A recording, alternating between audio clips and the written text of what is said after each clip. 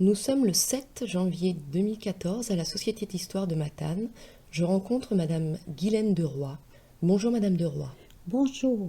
Vous avez souhaité être la voix de votre père, Monsieur O'Neill de Roy, qui est dans l'impossibilité de parler et donc de nous livrer son témoignage.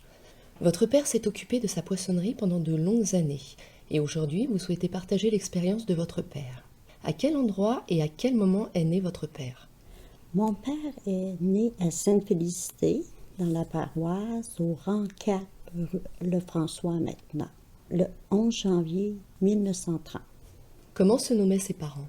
Ses parents, Albert de Roy, et sa mère, Joséphine Labrie, du même endroit, Sainte-Félicité.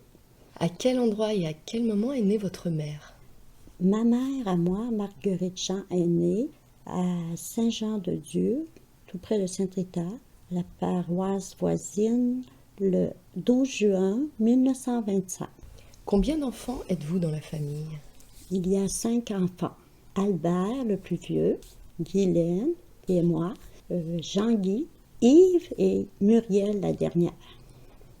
En juin 1972, à Sainte-Félicité, votre père décide de construire un entrepôt et 3 fumoirs. Pourquoi votre père décide de créer sa poissonnerie à l'âge de 42 ans ? C'était un rêve qui caressait de longue date. Puis il a dit, de père en fils, mon père a eu une petite poissonnerie qui fournissait les gens de la place. Moi, ça va être grand, ça va être grandiose, mon affaire. Ça fait que c'est là devient la décision d'ouvrir un entrepôt de poissons pour fournir localement. Et avant cela, que faisait votre père ? En foresterie, il faisait du brûlage slash, il appelle, là, pour le reboisement. Et pourquoi attendre l'âge de 42 ans pour concrétiser ce projet ? Ça prenait beaucoup de sous, puis le papa et la maman qui avaient quand même de l'argent, qui ont dit « Décolle-toi, pars ton affaire, on va t'aider ». Comment s'appelait la poissonnerie et où était-elle située à Sainte-Félicité ? À 139 boulevard Perron, dans le centre du village, la poissonnerie à O'Neill de Roy. Donc du nom de votre père. Oui, En plus de l'entrepôt et des fumoirs, l'entreprise de votre père était une pêcherie. Racontez-nous comment se faisait la pêche à cette époque. à cette époque, la pêche se faisait avec, c'est sûr, il y avait des raies qui appelaient, c'était pour mettre le poisson, le hareng. Et il y avait aussi des cages à bigorneaux, qu'on surnomme bourgots, c'est anglais, mais c'est bigorneaux. Beaucoup que son père avait, qui avait légué, lui est reparti avec ça. Il y avait 2 bateaux de pêche. Et après, il rajoutait d'autres pêcheurs qui lui vendaient tout ce qui était en hareng pour pouvoir produire 1012 de poissons fumés. Et avec ces gallons qui étaient à la demande, 560 gallons par semaine. Puis il y avait comme une bouelle, qui était située entre le fleuve, là, dans le milieu. Puis il partait, puis il allait cueillir ça le matin. Puis on mettait un petit peu d'apprivoisonnement qu'on appelle la boîte, là, pour les boîter, pour que le lendemain, la pêche soit aussi miraculeuse. Mais c'était, dans ces temps-là, il y avait beaucoup de poissons. C'était la cohue. La pêche était bonne. Non. Plus que maintenant. Aujourd'hui, c'est les gros bateaux ont tout ravasé. Parce que le petit poisson ne peut plus grandir parce que les gros bateaux les prennent, puis ils ne sont pas à la majorité. Ça fait que c'est pour ça qu'il n'y a plus de poissons. Puis ils se demandent, la richesse est perdue. C'est tout perdu à cause des gros bateaux de pêche. Tandis que les petits bateaux, c'était pas comme ça. Il y en aurait encore. La technique de pêche de votre père lui a été transmise par son père, par votre grand-père. Par son père, mon grand-père, Albert de Roy, qui avait un gros bateau qui était merveilleux, qui faisait du tourisme, qui s'appelait le Saint-Laurent. Il portait le nom du fleuve Saint-Laurent, puis que les gens embarquaient à bord, sont presque jaloux, les autres pêcheurs. Un vrai beau bateau. Moi, j'étais fière de mon grand-père. Et le hareng était pêché avec des filets, par Avec exemple. des filets, c'est ça. Quand ça se brisait, mais là, à la confection, on avait un employé Il y avait des mains de fée pour réparer les filets de pêche. Ça fait que, il n'y avait pas de problème. Il y avait 10 employés merveilleux qui contribuaient et ça allait très bien. Donc justement, il y avait 10 employés 10 au sein de employés. l'entreprise. C'est 5 enfants et plus 5 autres. Donc comme vous venez de le dire, votre mère, vous-même ainsi que vos frères et votre sœur avez travaillé dans cette poissonnerie. Oui. Racontez-nous vos souvenirs et des anecdotes au sujet de cette expérience. Ben moi, en partant, c'est sûr que mon père caressait le même rêve que ça. Moi, je trouvais ça difficile de participer pendant les cours quand j'arrivais après la classe parce que j'avais travaillé fort. Puis on retournait aux entrepôts pour leur aider parce que la demande était forte. Mais par contre, j'aimais ça. C'était pas une obligation. C'était pas une obligation, mais moi j'aimais ça. J'avais le feu de ça. J'avais comme un peu d'eux. Je pense que c'était en moi. Là, Vos frères et votre sœur, c'est pareil, il y avait aussi, cette même oui, démarche volontaire. la même démarche volontaire. Mais c'est quand les vacances de juin arrivaient, on trouvait ça plus difficile. Mais il y avait tellement l'amour de la pêche, puis d'arriver à son rêve, autrement dit, d'apprivoiser tous ceux qui voulaient. Fait que nous, on était contents de le voir. Là. On était émerveillés, ça fait qu'on suivait, puis on était fiers de sa poissonnerie. L'activité de pêche était tout au long de l'année? Ça commençait en avril, et se terminait pendant les grosses mers. Là. J'ai arrêté juillet, août, septembre, encore, octobre, non. C'était terminé, c'était saisonnier. Comment se répartissaient les tâches et le travail entre votre père, votre mère, les enfants et les employés? Entre mon père, c'est lui qui avait le contremaître. On va dire le contremaître de l'entreprise.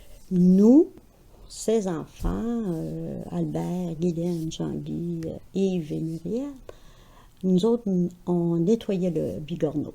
Autrement dit, on avait des lavabos, ce qu'on appelle, on mettait le bigorneau qui était cuit. À la préparation, il y en avait à la cuisson, qui mettait dans l'eau salée pour que le bigorneau soit prêt.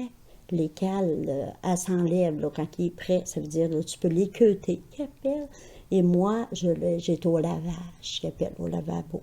Là, par jour, c'était 80 gallons, les enfants. Là. Juste les bigorneaux? Oui, juste les bigorneaux. Puis le hareng, ben, c'était pareil. Il fallait tout le laver, triper, tout enlever ce qui n'était pas bon. Puis le saler, le mettre dans une saumurée, qu'il appelle. Puis après ça, l'étendre, le faire sécher comme la morue. Puis et après, il allait dans les 3 fumoirs qui étaient là. Et vos frères et votre sœur faisaient les mêmes tâches? Les mêmes tâches, oui. Également. C'était vraiment la famille immédiate. Puis les autres employés, ben, ils contribuaient à aller à la pêche. Les autres, les pêcheurs, allaient chercher le produit. C'est nous qui préparions le produit. Et votre mère, que faisait-il pendant tout ce Ma temps-là? mère, Seigneur, on peut dire qu'elle était une grande femme en arrière de ce petit homme, une grande femme, parce que 14, des fois, il arrivait des gens qui voulaient goûter aux produits, près de 14 à la table, là, parce que s'ajoutait les repas copieux qu'elle faisait, c'était merveilleux. Là. On pouvait manger sur place Oui, dans la poissonnerie, oui. déguster tous les produits? Oui, les produits, mais elle avait, dans sa résidence à elle, on pouvait aller manger là, pour voir notre repas du midi et du souper. Et c'est terminé à 7 heures.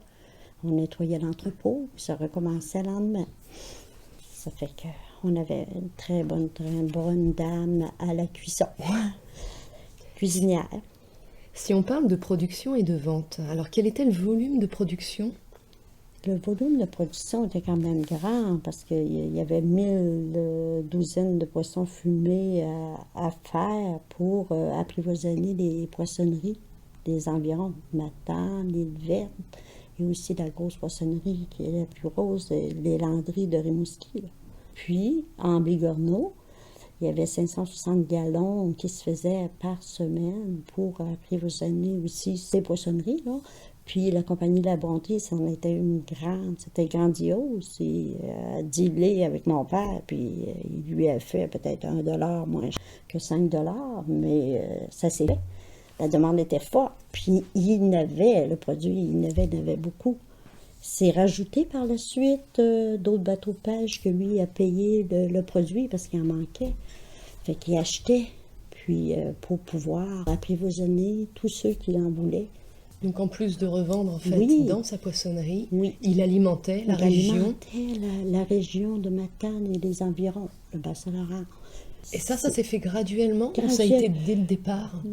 Au début, c'était localement et régionalement par après, parce qu'il y avait des téléphones sans cesse. Oh, le hareng est tellement bon, on en veut, on en veut, on en veut. La recette des bigorneaux, c'était terriblement bon. Ils en voulaient tous. Est-ce que la poissonnerie alimentait les restaurants aussi, par exemple, de la Oui, région oui, aussi? la restauration, oui, il y avait un restaurant justement sur place qui était le restaurant Raymond Boulet, qui est le père d'Isabelle Boulay, notre petite chanteuse qu'on aime bien. Fait que c'est sûr et certain que les gens de bouche à bouche allaient à la poissonnerie au Nil de Roi, vous allez avoir le meilleur produit qui se fait. Pourquoi les bigorneaux marinés ont fait la réputation de la poissonnerie O'Neill de Roy? Ah, il y a un secret bien gardé. On n'a jamais été capable de le dévoiler parce que c'est comme le secret du colonel Sanders, le fameux poulet. On garde ça pour nous. En quelle année votre père a-t-il cessé son activité? En juin 74, l'entrepôt a été rasé, le feu, puis ça a été terminé. Il ne voulait plus recommencer. Il n'avait plus le goût de Il repartir n'avait plus une le goût de poissonnerie. repartir malgré c'était le rêve qu'il caressait depuis jadis. Mais il a terminé cela par un coup de téléphone d'un matin du contremaître de Godbout. Je te veux pour être contremaître d'un groupe de personnes qui travaillaient au niveau civicole pour que tu sois à la tête pour l'équipe de travail, pour que ça puisse fonctionner. Fait que lui a dit oui, puis il était bien rémunéré, fait qu'il est reparti à Godbout.